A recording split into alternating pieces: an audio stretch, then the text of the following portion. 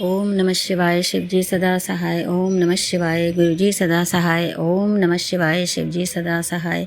ओम नमः शिवाय गुरुजी सदा सहाय। जय गुरुजी, शुक्राना गुरुजी अनंतम अनंतम, कोटि कोटि शुक्राना शुक्राना शुक्राना मेरे गुरुजी महाराज का। और शुक्राना मेरी प्यारी प्यारी संगत का, जो बड़े ध्यान से हमारे सत्संग को सुनती है और इंतज़ार करती है। संगत जी, मैं वैसे तो डेली कुछ ना कुछ सत्संग मेरी लाइफ में होते ही जा रहे हैं। जब से मैं गुरुपा ने मुझे अपने से जोड़ा है, मेरा हाथ थामा है, हाथ पकड़ा है। लेकिन जीवन की परिस्थितियों में, इतनी उलझनों में इतना हम बिज़ी हो जाते हैं कि एक गुरुपा जो हमारे लिए इतना कुछ कर रहे हैं, बिना बोले ही मेरे लिए काफ़ी चीज़ें करी हैं गुरु ने। मैं बताती भी रहती हूँ आपको टाइम टू टाइम। उनके लिए ही टाइम मैं नहीं निकाल पा रही हूँ, जिसके लिए मुझे बहुत कई बार खुद पे गुस्सा भी आता है, फील भी होता है कि जो गुरुपा हमारे लिए इतना कुछ करते हैं और उन्हीं के लिए हम बोल देते हैं कि हम बिज़ी थे, समय नहीं था, तो जो कि सही नहीं है। तो आज मेरे को फिर से सुबह से ही हो रहा था कि मुझे सत्संग करना है, सत्संग करना है। तो अभी मैंने कहा कि मुझे सत्संग करना चाहिए, क्योंकि जो हम सत्संग करते हैं उसमें हमारे साथ जो भी चीज़ें गुरुपा करते हैं हमारे लिए अच्छा सोचते हैं, अच्छा करते हैं, बिना कहे काफ़ी चीज़ें करते हैं। तो वो हम अपनी प्यारी संगत, जो हमारा एक परिवार है, हमारा फैमिली है, उसके साथ हम शेयर करते हैं। तो आगे संगत को भी उसमें कहीं ना कहीं अपने आंसर्स मिलते हैं क्वेश्चन के, जो उनके मन में होता है। तो हमें सत्संग ज़रूर करना चाहिए। सत्संग छोटा या बड़ा ऐसा कुछ नहीं होता है संगत जी। कई लोग सोचते हैं, जैसे पहले मैं भी सोचती थी कि जब कुछ बड़ा होगा, कुछ अच्छा चमत्कार होगा, तभी हम सत्संग करेंगे। अब ये छोटी छोटी चीज़ें हमारी लाइफ में होती हैं, तो हम सत्संग करें तो हमारे संगत भी सोचेगी कि ऐसा क्या। लेकिन ऐसा नहीं है। मुझे खुद से दिमाग में एक चीज़ आई कि नहीं, चाहे सत्संग छोटा हो बड़ा हो, चाहे 5 ही मिनट का हो, 10 ही मिनट का हो, हमें अपनी फैमिली के साथ ज़रूर शेयर करना चाहिए। और आप लोग भी ऐसा मत सोचिएगा कि वो छोटे से छोटा सा जो हमारा सत्संग होता है वो किसी के लिए लाइफ में कितनी बड़ी एक दिशा बन जाता है, एक अच्छी दिशा के रूप में साबित होता है, वो हमें खुद को ही नहीं पता चलता है। तो कई बार हमारे छोटे सत्संग से भी काफ़ी राह मिलती है, सहारा मिलता है हमारे उस संगत को जो उस समय किसी विकट परिस्थिति से गुजर रही होती है, सफ़र कर रही होती है। तो संगत जी, और मैं एक चीज़ और बोलना चाहूँगी कि हमारे संगत परिवार में कुछ लोग ऐसे भी हैं जो अपना सत्संग जितना हुआ होता है, जितना आपकी लाइफ में सत्संग होते हैं, आप उतना ही शेयर कीजिए। ये मेरे हाथ जोड़ के विनम्र प्रार्थना है। मैं भी कई बार ये सत्संग देखती हूँ और कई बार और संगत के भी कई बार ये चीज़, हम जब बैठते हैं एक दूसरे के साथ में, तो ये विचार रखते हैं संगत अपना कि कई लोग डराने के लिए सत्संग करते हैं कि ऐसा हो गया, वैसा हो गया, फिर मैंने ये किया, वो किया, और आप भी ऐसा करिए, नहीं तो ये हो जाएगा, वो हो जाएगा। तो उन चीज़ों पे आप बिल्कुल ध्यान मत दीजिएगा संगत जी। बस आप एक चीज़ सोचिएगा कि हमारे गुरुजी, हमारे परम पिता परमेश्वर ने आपका हाथ पकड़ा है, थामा है, आपको अपनी संगत के रूप में चुना है। तो वो कुछ आपके साथ गलत नहीं होने देंगे, कुछ आपके साथ बुरा नहीं होने देंगे। और तो इस चीज़ को, इस डर को अपना निकाल दीजिएगा और ऐसा कुछ मत करिएगा जो सत्संग में आपको करने के लिए कहा गया होता है। वो सारी चीज़ें बेकार होती हैं। आपको सिर्फ एक अपने गुरुपा पे विश्वास रखना है, अपने कर्मों पे विश्वास रखना है, और बस आप उसी चीज़ को पकड़ के रखिए। बाकी डरने की ज़रूरत नहीं है। ये मैंने अपने पहले लास्ट सत्संग में भी बोला था। मेरे लिए भी काफ़ी ऐसे चीज़ें टेलीपैथी कई बार जैसे सत्संग आते हैं, होते थे, बोला जाता था कि ऐसा करो नहीं तो ऐसा हो जाएगा, ये मेरा आदेश है। तो हमारे गुरुपा ऐसा आदेश कभी नहीं देते हैं कि ऐसा नहीं करोगे तो ऐसा हो जाएगा और इसको इतने लोगों में शेयर करो नहीं तो ये हो जाएगा। वो सारी बेकार की चीज़ें होती हैं। ठीक है संगत जी।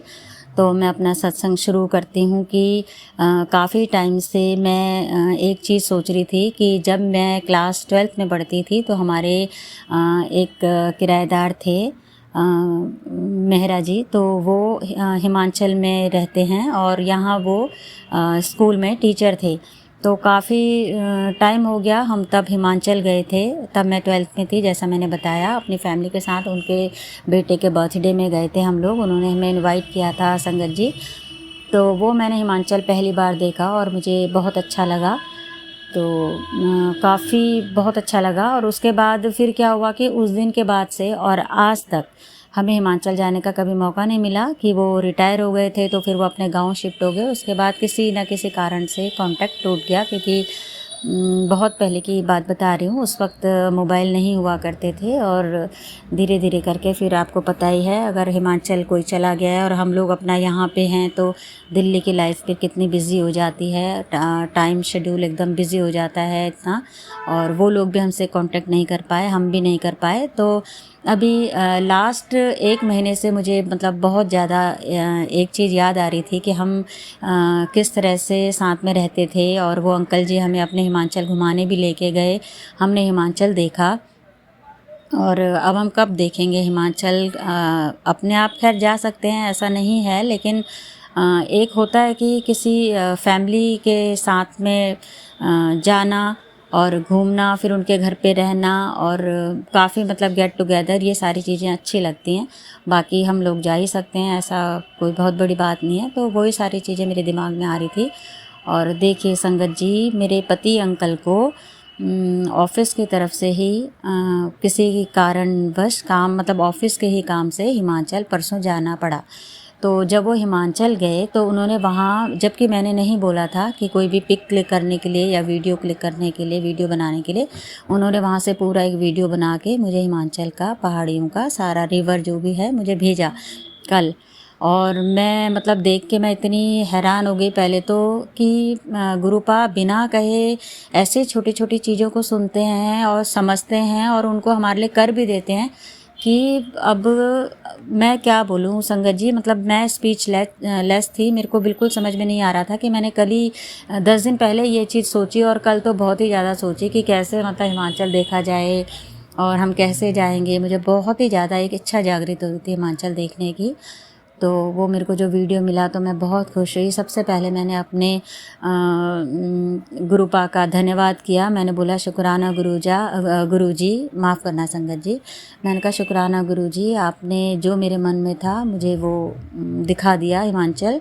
और फिर मैंने अपने पति अंकल को भी तुरंत वॉइस मैसेज भेजा कि आपको पता है ऐसे ऐसे मुझे मन था काफ़ी देखने का और आपने आज ही मुझे ये वीडियो क्लिक करके भेज दी। एक तो ये मेरा सत्संग हुआ संगत जी, जो मतलब मैं हैरान हो गई। और दूसरा, मैंने अपने लास्ट सत्संग में भी ये बताया था कि मैं जिस स्कूल में पढ़ा करती थी 12th में, तो वो मुझे स्कूल अपना देखने का बहुत था। तो मेरा इंटरव्यू भी उसी मेरे स्कूल के आसपास में पड़ा और वो मैं स्कूल देख के मैं हैरान हो गई कि अभी कुछ दिन पहले ही मैं ये सोच रही थी कि अब मैं वो स्कूल शायद कब देख पाऊँगी, कब जाना होगा।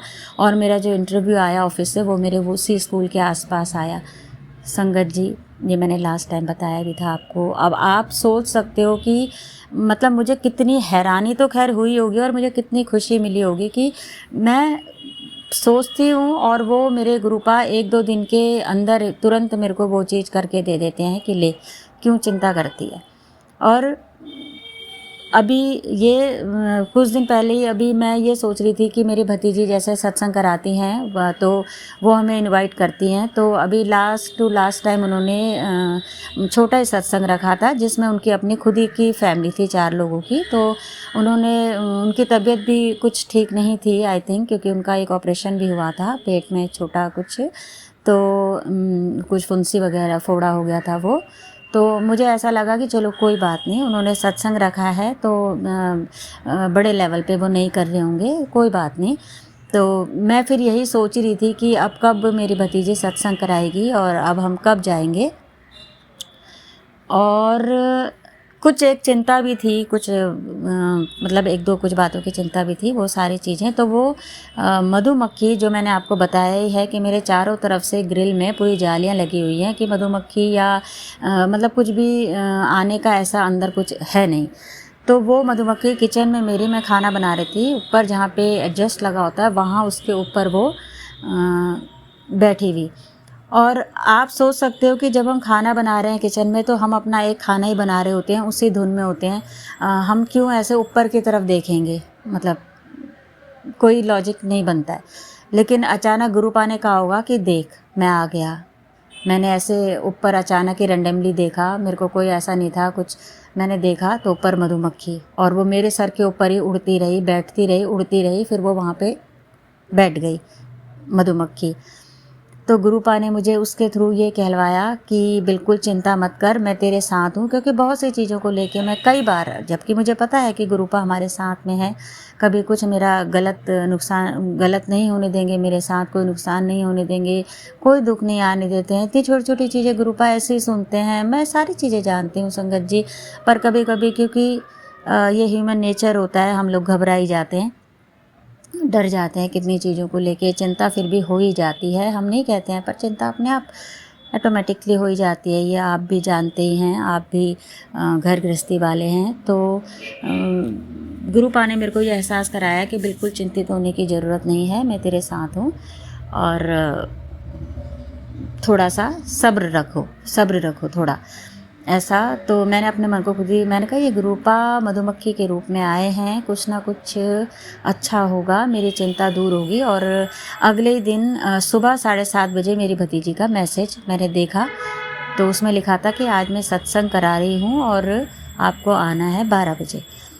अब संगत जी, अब आप फिर से सोचो कि मैं कितनी, मतलब इतनी खुश हो गई और इतनी एक्साइटमेंट की मेरी भतीजी सत्संग करा रही है, और इस बार मुझे इनवाइट किया है, मेरी बड़ी दीदी को इनवाइट किया है, और हम लोग गए, हमें बहुत अच्छा लगा। और मैंने जाते ही यही पूछा, मैंने कहा कि तुमने कल ये मैसेज नहीं किया, तुमने आज सुबह सुबह ये मैसेज डाला है, तो आई थिंक तुमने अभी ये अचानक से तुम्हारा सत्संग का प्रोग्राम बना होगा। तो भतीजी ने बोला हाँ बुआ, मेरा अचानक से प्रोग्राम बना, मेरा कल तक कुछ ऐसा नहीं था।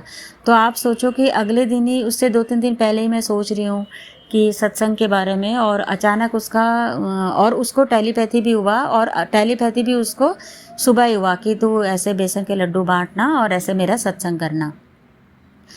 तो गुरुपा ने मेरी इच्छा पूरी करने के लिए मेरी भतीजी को बोला कि सत्संग करने के लिए। संगत जी, शुक्राना मेरे गुरुजी महाराज, आपका अनंतम अनंतम कोटि कोटि शुक्राना। आप कितनी छोटी छोटी चीज़ों का, ऐसे जैसे हमारे पिता, हमारे भाई, हमारी माँ बहनें हमारा ध्यान रखती हैं, उसी तरह से हमारे गुरुपा हमारा कितना ध्यान रखते हैं। और वो सत्संग में मुझे बुलाया, और उसके बाद मैं सत्संग अटेंड किया मैंने, फिर मैं घर आई। और ये सारी चीज़ें मैं सिर्फ सोच रही थी, एक मैंने आपको हिमाचल का बताया, एक कोई सत्संग का बताया, और बेटे को लेके भी कुछ जैसे चिंता में थी कि कैसे होगा, क्या होगा। अभी वो बीकॉम कर रहा है बेटा मेरा, तो मैं वही चीज़ सोच रही थी। तो और कुछ रिश्तेदारी में भी कुछ लोग ऐसे हैं कि जो बहुत अपनी बातों से या अपने कामों से ऐसे अपसेट कर जाते हैं, बोलते कुछ नहीं है सामने से, लेकिन इस तरीके का उनका व्यवहार सुनने को या देखने को मिलता है कि काफ़ी बार दिमाग चिंतित हो जाता है। तो उस चीज़ के लिए मुझे तुरंत टेलीपैथी आई गुरुपा का कि तू बहुत सोचती है, बहुत ज़्यादा तू चिंता करती है, तेरा गुरु तेरे साथ है, तेरी सारी चिंताएं दूर होने वाली हैं, तो बिल्कुल चिंता मत कर, तेरा गुरु तेरे साथ है। ये मुझे एक मैसेज आया। और फिर बेटे को लेके फिर से मेरे को मैसेज आता है शाम तक क्या, कि तेरा बेटा बहुत भोला है, तो उसके जो पढ़ाई का कमरा है जहाँ वो बैठता है, पढ़ाई करता है, स्टडी करता है, वहाँ एक मोरपंख लगा दे। तो संगत जी, मैं क्या बोलूँ आपको, आप समझ सकते हैं कि मैं इन सारी चीज़ों को देख के इतना खुश भी होती हूँ, इमोशनल भी हो जाती हूँ कि मतलब फिर मुझे एकदम लगता है कि छोड़ो, बिल्कुल चिंता नहीं करनी है, और जैसे मेरे गुरुपा जैसा जैसा बोलेंगे मैं वैसा वैसा करूँगी। मेरे गुरुजी मेरे साथ हैं, और बस मुझे किसी की कोई ज़रूरत नहीं है। जिसने जो मेरे बारे में बोलना है, सोचना है, सोचता रहे, करता रहे। और गुरुजी अपने आप ही अपने हिसाब से उन सारी चीज़ों को टैकल कर लेंगे। मेरे तक उनकी गंदगी, उनका व्यवहार नहीं पहुंचने देंगे। तो और जब भी पूजा करने बैठती हूँ तो गुरु पास से अरदास लगाती हूँ तो मेरे भजन चलते रहते हैं संगत जी, और उसी भजन में बस चिंता चिता समान इस तरीके के मेरे को कंटिन्यूसली 1-2 भजन अपने आप ही आने लग जाते हैं वो गुरुजी के। तो वो सुन के और मेरे को एक सहारा मिलता है कि मैं इसका मतलब यहाँ पूजा में बैठी हूँ और गुरुपा मेरी पूजा मेरे गुरुपा ने स्वीकार कर ली है।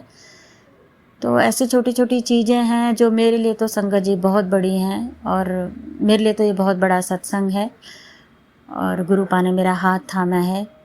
मुझे कभी हाँ एक टेलीपैथी भी हुई और एक मैसेज भी आया कि गुरु ने तेरा हाथ खुद तुझे चुना है, तेरा हाथ थामा है, तुझे गुरुपा गिरने नहीं देंगे, तुझे संभाल के रखेंगे, तू बिल्कुल चिंता मत कर पुत्र। ये मेरे को कंटिन्यूसली 3-4 दिन से मैसेजेस आ रहे थे। तो मैंने फिर अपने आप को संभाला। मैंने कहा जब मेरे गुरुपा मेरे साथ हैं और मेरे गुरुपा मेरी चिंता कर रहे हैं तो मैं क्यों चिंता करूं। तो संगत जी मैं फिर से एकदम अपने को बहुत अच्छा महसूस करती हूँ, बहुत फ्रेश महसूस करती हूँ। और मेरे को फिर ऐसा ही लगता है कि हाँ मेरे मम्मी पापा, मेरे दोनों बड़े भाई सब मेरे साथ में ही हैं, और मेरे माँ के रूप में, पिता के रूप में, दोनों बड़े भाई के रूप में मेरे गुरुजी मेरे साथ हैं। तो मुझे नहीं डरना है, नहीं चिंता करनी है, और उन दुष्ट लोगों की तो बिल्कुल भी नहीं करनी है चिंता जो अपने ड्रामेबाजियों से, अपने